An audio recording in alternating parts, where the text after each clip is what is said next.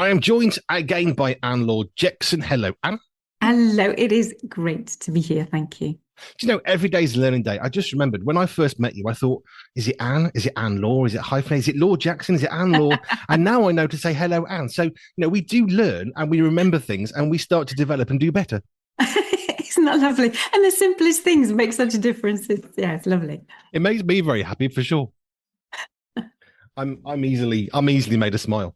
Right now, we have been working through last year 25 through rather than just sort of thinking about something and delving into it in one way. We've flipped a little bit, and we're taking a venue or a scenario or a situation, and how do we apply sensory health into this one? So we've done sensory healthy schools or offices or nighttime sleeping or whatever it is. So I have another one for us today, which seems relevant because let's face it, we're coming towards the end of January now. New Year's resolutions for 99% of people are so last year they've forgotten what they were. So, sensory healthy New Year's resolutions.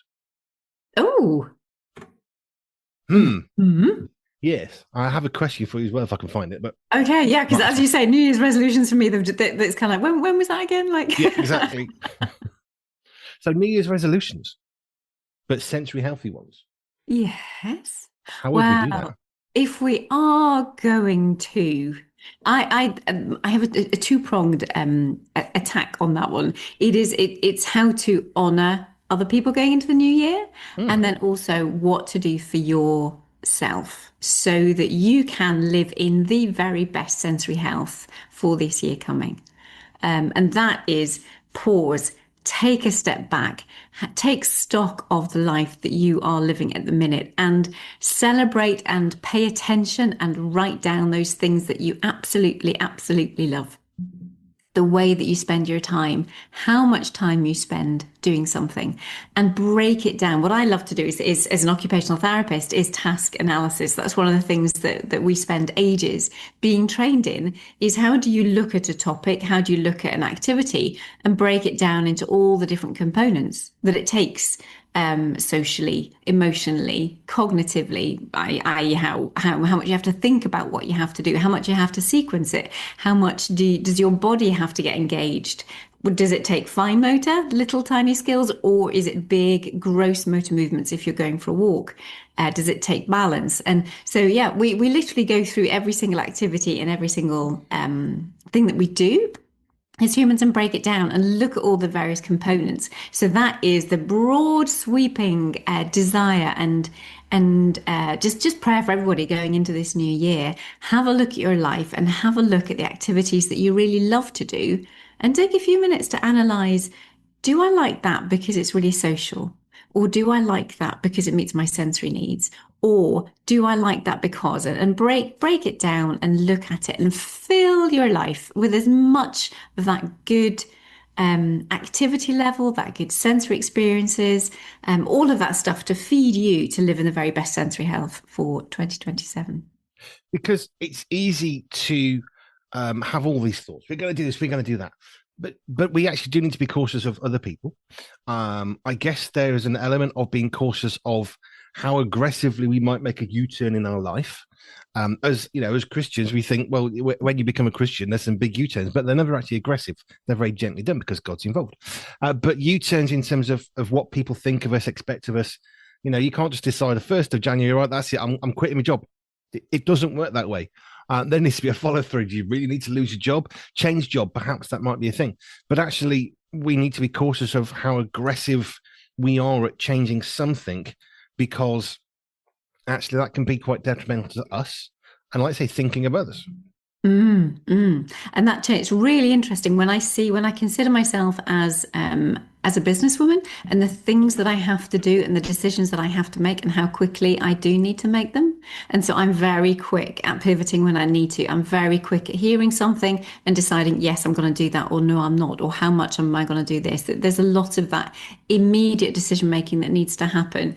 But when it comes to me personally, and I think for most of us, I think it's what you were saying, that it is that gradual transition into a new way of doing things that is not only going to be easier on our systems, easier for those around us that we live with, and easier for things to stick longer term. We came into the new year. I actually think I was talking about 2027. Apologies for those who are not yet in 2027. I was talking about being in the best sensory health for 2026. I can tell where my brain is at. But yeah, we decided to do a Daniel fast and talk about quick transitions. It was only like the couple of days before that we thought, right, okay, let's do this. And then there was one of our family members that thought, actually, I'm really not sure if I do want to do that. All the others did. So that talk about like a quick transition. We all transitioned and flicked into this. And then when there was one family member who really wasn't up for it, so it's just like, oh, right, okay, we have to learn how to negotiate what we then did and how we fasted and what food was in the household. Because for the rest of us, we didn't want half of the cakes and the whatever else in the household, but we did want to honor the other person who didn't want to actually do it fully. So yeah, it's an interesting one. Transitions, making quick decisions can be so helpful in certain circumstances. But if you're doing anything, if you're changing anything that is going to affect anybody else, then yeah, there is a process that we need to go to for it to be the best and the most successful for everybody. Two questions. One, what's a Daniel fast? I actually haven't heard of this. Oh, well, there's two. Well, there's the first one is the 10 days. When Danny was speaking, he said, "Look, I don't want to eat any of the meat. I don't want to eat any of this. Come and test me. Come back to me in 10 days' time and just see what I'm like." Oh, the And meat and the veg, that one. yeah, the meat and the veg, that one. Yes, Yeah, it's yeah, kind of yeah. pulses and grains, no sugars, no nothing processed, nothing offered to any idols, nothing offered anything else. It's just purely, yeah, pulses and grains and natural foods, effectively, and water. So I think there are various variations of it, but yeah, that's where we were at. I love that story in the Bible where it was wasn't it it was food sacrifice for idols, wasn't it? There was And part, yeah, there's various, yeah. and so the guys who knew Christ said, we're not taking that. We're not writing that. But in order to do what they were supposed to do, they had to eat the meat. That's how you get stronger and bigger and tougher. And they knew that God said, I don't want you to eat that meat because that's bad. So they ended up eating vegetables only. I love how God can defeat physics. I love it because they got stronger, bigger, fitter. They look better, not eating meat, which it's protein. We know, medically, biologically, protein is one of the best ways, not the only way, the best ways to make muscle. You want to get muscle? You need protein. People don't even eat meat now. They have powder. How boring is that? Anyway, we know that meat is good. So actually that story is great, but fasting can be hard. It's not for everybody. Some people do need to be cautious. You do need to listen to your doctor. I listened to Richard Scott, who said, Andy, I'm not sure you should be doing that on those meds. So I don't. And I have tried, but if I don't eat, the meds interact with my system in such a way that it doesn't end well. So I don't fast in that way. Yeah. I really miss fasting. I used to fast twice a week. Now I never do under sensible, righteous advice. Yeah. I'd like to do it again in the future. But the thing about fasting is if people don't know you're doing that, I was thinking about your family, and you've got a family member who comes home for the weekend. No one's told them the rest of the family are fasting, and they come home. They start making a fry up with some bacon and sausages, and what's the problem? What's the problem? Because it's important to bring people into what we're doing. But fasting is an interesting one because the Bible says that when we do that, we're not supposed to talk about, "Hey, look at me, I'm fasting." Yeah. We're supposed to do it secretly. So in the past, I always had a pack of mints because if you don't eat, your breath gets a bit smelly. So I used to pack of mints if I'm meeting someone, so they wouldn't possibly know. And I try not to have meetings around food time, so there's no possibility of them knowing, because that was important to me.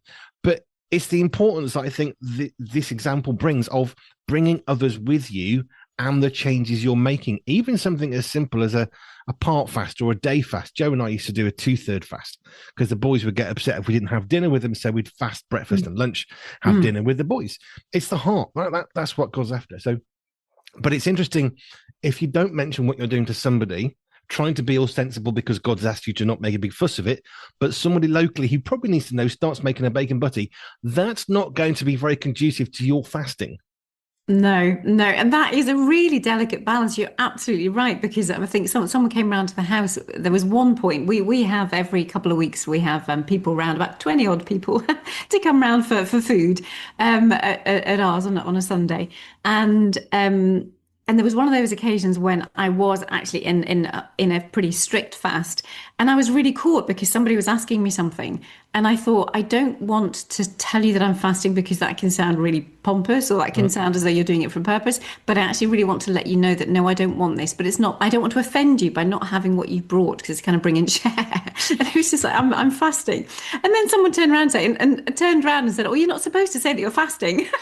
I just thought, oh no, I just had that internal dialogue as to, oh, do I say something or do I not? And then somebody else says, oh, but you're Yeah. not supposed to say. And I thought, oh no, make me feel bad as well as like, but it is a tricky one. But within our household, it's the spirit of the law, isn't it? And it's the heart with which you're doing things. And it's like there's sometimes it's really wise to tell people what you're doing. And there was when I first started fasting as well, I did say to people around me, I says, I'm not sure how this is all going to go because fasting is new for me and I might be a bit grumpy. I didn't know how I was going to be at all. And literally when I was starting, yeah, I wasn't the most gentle because it changes. It changes lots of things and it does bring up lots of things to the surface. And now I absolutely love fasting and how it's built a strength in me and a humility and a strength in God. It's like it's grown over the years as I've developed the fasting. Sorry, we're going completely into a completely different area, but it's like, yeah, God is amazing how he does things. You see, my presenters will be laughing, saying, "Oh, he's gone off on a tangent." It's not a tangent; it's relevant and pertinent. But this is the thing about fasting. I've done 7 day fasting in the past, and the thing is, you get to if I miss a meal, I get hungry. But that's not exactly a surprise. If I miss several days of food, it does change, and all of a sudden you don't because you get ultra sensitive, and then that sensitive kind of wanes off a little bit. So I always drink more water. I would always have hot drinks because if I fast, I get very cold very quickly. It's just one of my things. So I have hot drinks. And someone said, oh, you can't fast if you're having milk. Who says that? Where's that in the Bible? But actually, that's how I get through it the best, so nobody notices. Because drinking a cup of tea is normal, right? Because we're British, we're English. I'm an Englishman. I drink tea. I drink coffee mostly now, but it's not the point. But I think fasting is an interesting one because initially, if we don't eat, we struggle, and then it gets more normalized for us. And in the same way with our senses, when something changes quite dramatic, and let's face it, not eating on purpose is quite a big thing. When that happens, all of a sudden, our heightened senses then start to drop over time as it becomes more normalized. In the same way that we become desensitized to a noise or a light or a fabric or a piece of paper, which is one of the stories you told me last year, which still baffles me that some poor soul couldn't hold a piece of paper in their hand because of how it felt to their skin. And they were being told basically, oh, your child's really disobedient and naughty in school. No, they just can't hold paper. Take that problem out. Now they're a great student. And that's why I like these, because we're informing people of some things that I would never have thought holding a piece of paper could stop you learning. Because why can't you hold a piece of paper? It's such an, of course you can. Don't be stupid. Actually, no, there's a sensory issue here, over processing for Yeah. for what they're feeling. So yeah, I don't think we're on a tangent at all. I think this is And important. I've just realized that because it changed my interoception. Now, interoception is a sense that we don't often talk about. It's about that internal awareness. So if somebody needs to go to the loo, the reason why children can be hard to potty train, uh, it helps. Some people won't like exercise because we can feel our heartbeat, and therefore the feeling of the blood pulsing around the body is just really not pleasant, quite uncomfortable. But interoception is also the feeling of hunger. So I never used to like feeling hungry. It was one of the worst things ever. I mean, I was well fed as a child, so I don't know why I have such a negative reaction to feeling hungry. But anytime I felt even a tad hungry, I would eat. So I've always been a little bit plumper. That's just part, and that's absolutely fine. But it was always because I didn't like feeling hungry. So I would always eat. I would always have something, or I would always eat just in case I was going to feel hungry. So this is why fasting was a particularly important thing, I think, for me to do because to know that I could feel that hunger, it's like feeling the fear and do it anyway. Feel the hunger and just pray through it, and you'll be okay. And then over time, my actual sensitivity to feeling hungry has decreased, which for me has been an absolute brilliant byproduct almost of fasting. Some people won't have that consequence. It won't affect some people, but for me, it did, whether that be a God thing that he's done that to my internal sensations to help me and to make me more secure, or whether that was just a physiological result of what I have been doing over time. But interoception isn't a sense that we often talk about, and we don't treat it in the same way that we do the other seven senses.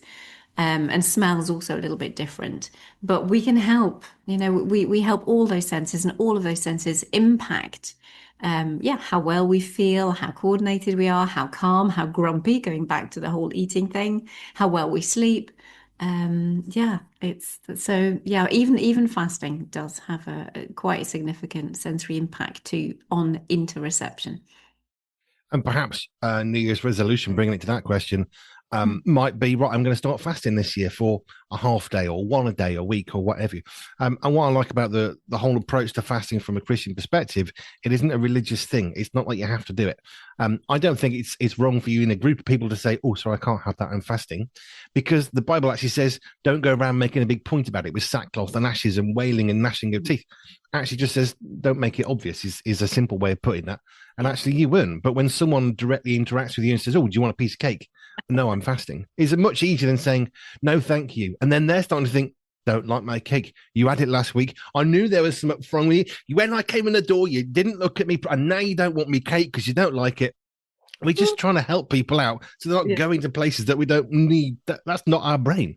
Yeah, absolutely. You just imagine that's exactly what people would think if you didn't explain. That was my reasoning too. Thank you, sir, for just affirming my choices on that one. I fasted for a long time. I remember, well, wow, mid 90s was the first 7 day fast I ever did, which Mm, was for Joe for a job that she was going for.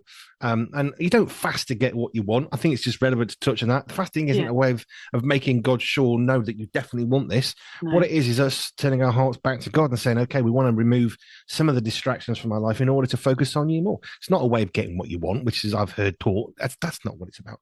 But I prayed for 7 days for Joe to make sure that she was in the best place that she could be, Mhm, that God would open the doors that were right. And if it wasn't wrong for her, because it was quite a big career thing, actually that it wouldn't happen. That's what my prayer was for fasting. mm, But what the advantages I found from fasting really big, 5 days, 7 days, whole days, is it helps my mind clear of all the rubbish and the clutter that you think through in order to be more able to hear what God might be saying. I remember I was going for jobs at one point. This is the story I wanted to show you. And at one point, I was so successful in my applications. I think I had like 7 or 8. Yes, we want to interview you over like 4 day period. There were like all these 7 or 8 interviews, and I thought, well, I can't go to all of them. They're all quite interesting and good. I sort of hope that if I applied and didn't get one, that was a nice no. And if there was an interview, then great, that's where I should go. I had like 7, 8 interviews, thinking I literally can't attend. I can go to maybe 4. So I knew I had to say no to some of the interviews. So the first step was, can I reschedule? Nope, this is dead set in stone. You can't rebook it or anything. Fine, okay. Then I had to pray about which ones I got rid of, and we did that through fasting. So we fasted, I think it was for maybe 48 hours or something, mm, until we had an answer, and the answer was peace about which ones not to go for.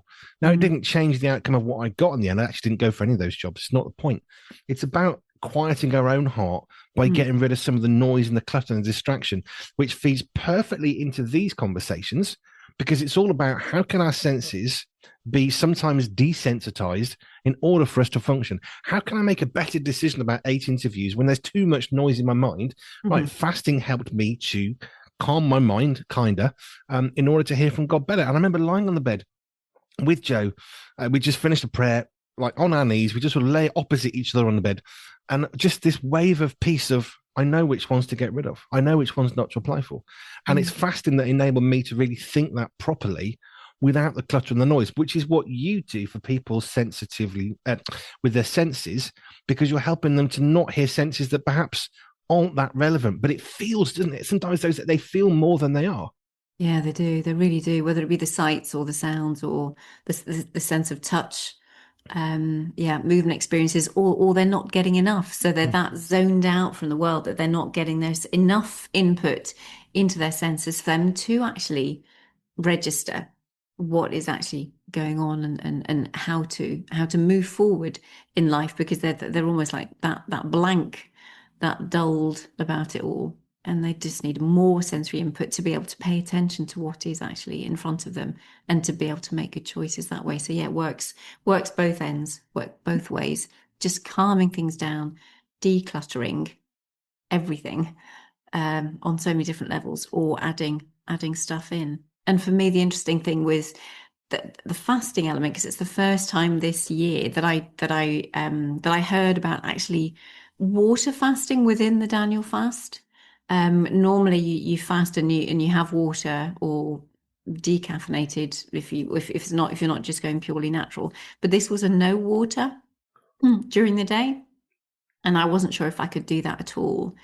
And I thought, but Lord, okay, this is the year of much more of surrendering. And it's like, help me to be in a position where I am surrendering and I am as dependent on you, as consciously dependent on you as I can be. So that this year, what you want to do with me, where you want to take the business, where you want to use what you've created me to do and to be, that I am so sensitive to and I'm fully in that place. So yeah, that was a new one also going with that water. And I was utterly surprised at how well my brain was functioning and focusing. And it was very, very focused. So yeah, during no water, and then having for certain periods of the day, through the night and through the day, and then evening meals was the greens and the natural foods. It was an amazing experience. Um, Often I ask you a question and I just sit and listen to you and take in what you have to say. Sometimes I ask you a question, didn't realize I had so much to say on it. Just, send me an apology. But that's the way it goes, right? Oh, it is. No, this is what we're here for. This is what we're here for. Now, I actually do have a question which I'm going to feed into this. So this is from Joe and I from Family Focus a while back. We were talking about fast-paced TV shows and films. I know we've talked about this a little bit before, Yeah. but it came up again because you went to the cinema. Moving to different scenes really fast, and we were talking about how this may affect our sensory health. And Jojo said, "What are your thoughts?" And Laure Jackson, I'm going to have the same question to Richard Scott, more specifically about dopamine, which is one of the reasons why, especially children's cartoons, half a second, half a second, half a second scenes, because it's trying to get you addicted. But from a sensory healthy perspective, we went to the cinema, which is great. Someone gave us a gift. We can go to the cinema, which is brilliant. And we watched a film. Now, the film itself was wonderful. Zootropolis 2, love that film. But there were obviously adverts before, and only one of the adverts, because it's basically a PG film, was a cartoon. And I actually had to look away from the screen because it's enormous. Okay, so cinema's a totally different experience from the lounge. I don't care how good your surround sound system is, it's not a cinema. And it was very loud, very big, and that's part of the experience of what we went for. However, one advert literally was the thing I've heard about and never actually physically seen myself. Half a second, half a second, half a second, every single half a second, a new scene. And this went on for about, I don't know, 45, 50 seconds. And I had to look away because I felt physically sick by how fast it's moving, because I now feel like I'm being brainwashed because it was so short and so quick. I've got no clue what I'm physically seeing and I can't take it in. And the physiological response was a bit of nausea, had to turn my face away. I thought, oh my goodness, children will be watching this. What must this be doing to their senses? Yeah, that it is huge. It is massively significant. Our eyes are like, we perceive things through our eyes in particular. In the cinema, yes, we do have auditory stuff as well, but it is primarily a visual feast. But that speed in which the brain does not have time, it doesn't have time to process. We do have remarkably, there's nothing on the planet that can process the way that ours can. I mean, you might think ChatGPT is getting close, but it's like it analyzes very different things. Our brains are utterly, utterly unique on Earth. Phenomenal things. But to get that input and to make sense of it all that quickly, it's not our innate design. It isn't, because the exhaustion or the things that you experienced, the way that, because vision feeds into the vestibular system, vision feeds all kinds of areas of the brain, and there's a mismatch in the amount of information that is coming from and the time that we normally take to process that information, to give a proper output, to respond to it well. But when you're being bombarded by this visual stimulation all the time, possibly interlinked with your auditory, there is no capacity, there is no space. and the brain is just going into overload and overwhelm. So some people would get angry with that. For you, it was the nausea. Other people would do other things. Very wise to put your eyes down, or to just divert from it. But sometimes, even if it's more flashes, then the light will still go through our eyelids because they are not blackout. They're not blackout blinds, our eyelids. That's an interesting thought for, there we go, sleep design. We could even have something for the lids, never mind about a face mask, for people can't cope with those things. You could just have literally something over the eyelids to make that, and that you could blink with them. That'd be handy. But so for epilepsy, the type of epilepsy that's induced by the vision and lights, the photosensitive, then that still goes through the eyelids. So you can't. Some people just can't even pull away from it. So I really think that there should be limits, the same way that now there are limits on certain exposure, certain heights of sounds and certain visual things, but not enough. And actually, it was in a cinema in Japan where they actually did what they were doing with what they'd created in the films, and there was 100 children that went to hospital, all having epileptic seizures, No. because of what had happened in the cinema in Japan. I can't remember the year. I've got it written down. It's in my Sensory Healthy Church program, Wow. because that was it was serious, and they put some limitations in then, but maybe they need to make sure that the limitations go to other things now that we're capable of doing with our technology. That's disgusting. That's terrible. How? Yeah, People didn't know. Yeah, it was, I think it was actually having different colors together, in those in lines. I'll have to go back and look at it. But yeah, it was massively significant, and it caused, laws to be changed. Can we bring that out for the whenever we chat next? Because I think we need to talk a bit more on this. Right. We were watching the sitcom Friends. We're just working through a box set over tea normally, and I was watching the scenes. Having come back from the cinema, we just put on a bit of Friends over some food. We don't like to watch a film or something. If we're gonna have like a sofa dinner, we want something short so we can eat our dinner and do something else. And I was like, oh, do you know, this is wonderful. Just the scenes that someone's actually gone to the trouble of setting up a scene, and it's not just okay. Here's a picture. Here's a picture. Here's a picture. And the tiny bit of movement, it was scenes that were set, and there were people coming in and doors closing, and it was almost soothing to watch relative to the advert that I'd seen earlier that day, Yeah. when it was so fast. And of course, if it's that quick, if you see strobe lighting, there'll be a warning. The following production may contain strobe lighting. Some viewers might find this, a really bad idea. So you get strobe lighting, and we know that if it's that sort of flashing, it could be bad for some people. Now, I'm not affected by that at all. Some will be. That's fine. But when you've got scenes that are doing that, it's bordering towards strobe lighting, which is clearly what that Japanese situation, I guess inadvertently, not deliberately, we assume, No. created, that generated the same effect of strobe lighting on somebody because it Mhm. was too much, too fast for too long. Yeah. Yeah. Yeah. That's exactly it. Wow, that's actually genuinely terrifying. Mm. I And mean, that's the thing, because it was inadvertent as well. And it's yeah, just like, it's one thing I mean, you have planned torture and people know how to really hurt somebody, mm, and that's horrible.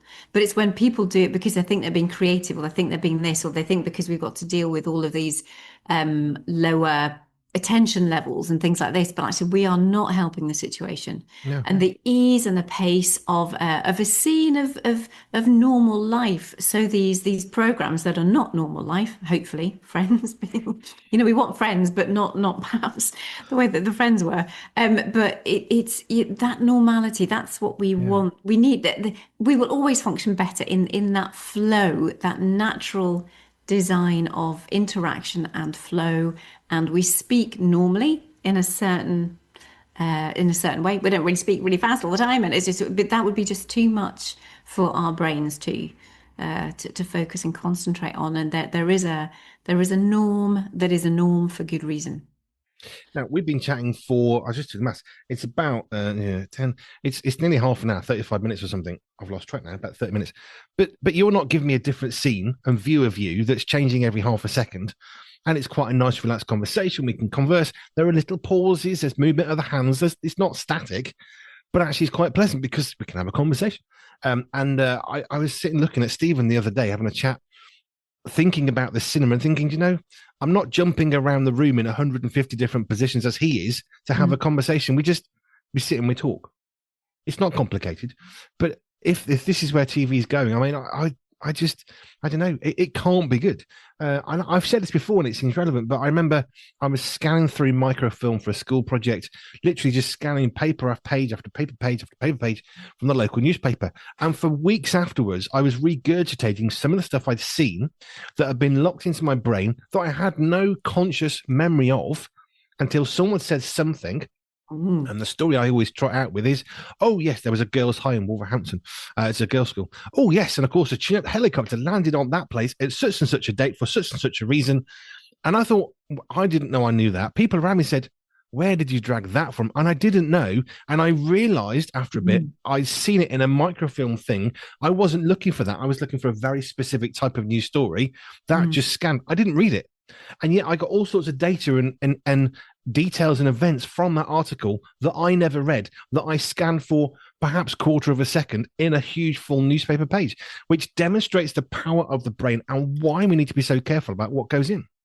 Absolutely. It's the being careful of what goes in. It's do not have TV on in the background. That's just always one of my things because you just don't know what is being portrayed, what is being shown. Yeah, consciously watch, what you take in through your eyes, your ears, your senses. Hmm. For sure. We've had this chat with Adam Holtz from Plugged In when we're looking at movie and book and game reviews. But he talks about always be very careful. If there's laughter or especially tears in a film or a music or whatever, it doesn't matter what you're watching, listening. He said you need to be really more guarded at those moments because laughter, we can allow things and accept things that we don't like into our minds.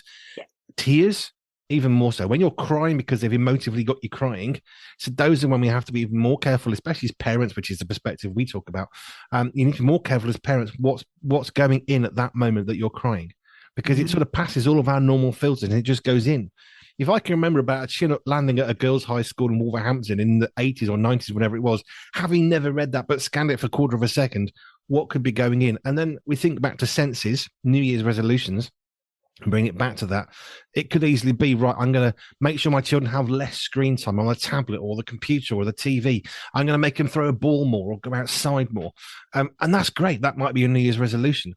But again, perhaps being really super aggressive with changing that may actually initially cause more problems, even longer term problems, because a bit like the fasting, you didn't just go full cold turkey and not eat and drink for 4 weeks. That's not what you do. You build it up slowly. You build up a tolerance, I guess, or you slowly desensitize the thing. I mean, that to me is when I've heard you before. That's how you work with anybody who's presenting to you with an over processing sensory issue. Yeah, yeah. When it comes to sensory health, it's there are I have two. I have one particularly what I would call an aggressive treatment. It is absolutely brilliant, but that's the only thing that I do. It's something we use the skin system to really calm it down when it's been really it hates tags and seams and socks and being touched, and it's really not a nice place for that person to be in. So there is something that I will say, look, if you're up for it, we're going to aggressively do this for the next 2 weeks, and it is like we are going to do this, and we can change lives beautifully, at the end of it. But with everything else, it has to be within that flow, within a way of being that really honors who they are, and that change is difficult for everything, and that we will help the system to integrate better over time, because then it's just a lot less stressful for everybody around, for anybody helping that person, and for that person itself or themselves to be able to cope well with new things that are being introduced, that hopefully they really love them. But it also takes a while to get the right fit and to find the right activity that's going to be the right fit with their sensory thumbprint, which is how we assess and find out who somebody actually is. Coming back to where we started with New Year's resolutions, I think this conversation has been very varied and flowing, quite fun. But actually, I think it really does affect because New Year's resolutions, it's when we want to change something. Okay, it's a new year. The calendar has changed from 25 to 26, 26, 27, whatever. We want to do something different. We want to cut this out or we want to introduce this or what have you. But it is important that we assess it. I find it fascinating throughout all the treatment that you can offer. There's only one thing that's quite an aggressive thing. But you're saying over 2 weeks, which to me is not aggressive. Aggressive is right, we'll fix this in the next half a minute. 2 weeks to me is actually pretty gentle, Oh, well, there you relatively. go. Well, yeah. I'm just thinking of all the parents who, if they've been with me and they know what I'm talking about, they'll be like, "Ha!" But it's every hour and a half for 2 hours, every hour and a half to two Oh, hours okay. for 2 weeks that they have to do. It's only 5 minutes that they have to do something, but it's a very intentional. Right, I have to do this. We have to reprogram. We have to reset. We are changing the nervous system. We're yeah. So, but. Fine. That's why you do what you do and I don't. Yes, it's no problem. It's easy. No, not necessarily. Just come back to New Year's resolutions. I think when we want to change something in our life, I think one of the things you said at the start, which I think is really important, is you need to bring others with you. Kind of how I would word that. You can't just go off on one. Maybe there's a need to do that. Sometimes that's important. Mm. But actually, for the general rule of thumb, actually, we need to bring people with us. And if we're going to say, right, we're cutting out this from our diet, we're going to cut caffeine out. Your family, if you drink lots of caffeine, can I just warn you, your family will need to know you're not drinking lots of caffeine now, because you will almost guaranteed change quite dramatically. Tiredness, grumpiness is probably going to happen. Headaches, physical symptoms. If you're on like 10 coffees a day non-stop, it's like chain smoking, but with caffeine, chain drinking or something. When you suddenly cut out the caffeine, it can cause some problems. As good as that might be, smoking, aggressively stop, yes. If you want to stop smoking. That's a good thing. But there are other things like caffeine, for example, which I know a lot of people get to the new year. That's it. I'm not going to drink caffeine now. Caffeine's okay. Actually, Richard and I have talked about this many times. Caffeine is really good for you in many, many ways. But let people know what you're doing. One, so they're not taken completely off guard. Two, so they can support you. Don't do it on your own. Mm-hmm. Yeah. Yeah. Absolutely. I think the value of community, the value of being, that's the whole point why we're putting families, whether it be a biological family or an adoptive family or a spiritual family, or we have connection. We're all part of something. Even your workplace, it is a sense of belonging. It is a connection.